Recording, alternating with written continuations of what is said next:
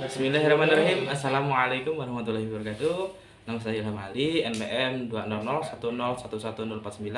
Di sini saya akan apa ya maksud saya? Mengulas kembali apa yang menjadi tugas makalah pertama, yaitu tentang ruang lingkup kompetensi mengajar, metode dan strategi pengajaran.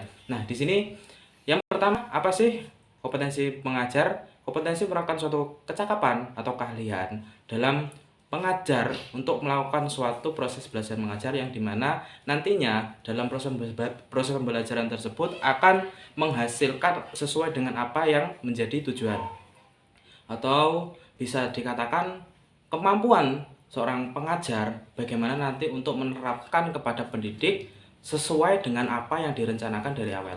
Nah, dalam kompetensi mengajar ada 4 poin penting. Yang pertama yaitu kompetensi pedagodik, terus yang kedua ada kompetensi kepribadian, lalu yang ketiga ada kompetensi sosial, dan keempat kompetensi profesional.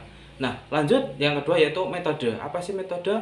Metode itu dapat dikatakan sebagai suatu cara atau teknik yang dimana bagaimana guru nanti akan menerapkan atau mengimplementasikan suatu pembelajaran supaya dapat berjalan sesuai dengan apa yang direncanakan di awal.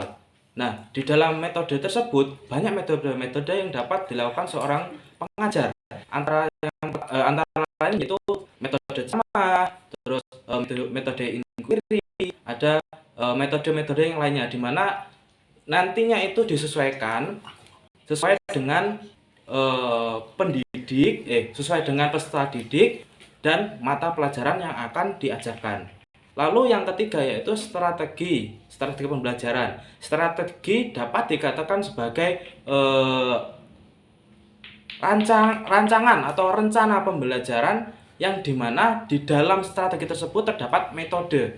Nah, strategi ini nantinya dilakukan oleh pengajar supaya dalam mengajarkan kepada peserta didik harus sesuai dengan apa yang direncanakan di awal. Jadi mengenai kompetensi, strategi dan metode itu saling berkaitan. Nah, dalam strategi harus mengetahui apa yang tepat di mana strategi itu dilaksanakan.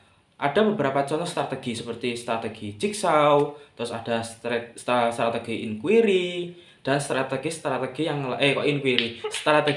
ekspositori, dan strategi yang lainnya. Nah, mungkin itu saja yang dapat saya ulas karena mungkin keterbatasan ilmu saya, dan mungkin karena ini real tidak ada membaca.